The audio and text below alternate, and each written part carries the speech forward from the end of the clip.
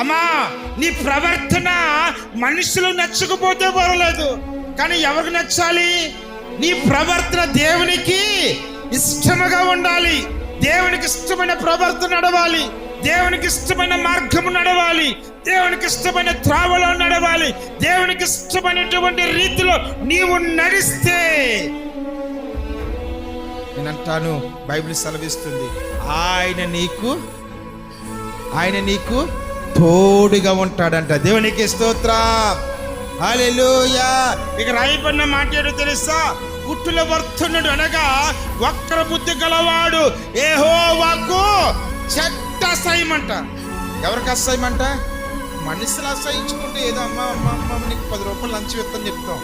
మరి దేవునికి అసహించుకుంటే మరి ఆయనకే లంచం ఇస్తాం. ఇప్పుడు మనుషులు అసహించుకున్నారంటే పర్వాలేదు, కానీ బైబిల్ సెలవిస్తున్న మాట ఏంటో తెలుసా?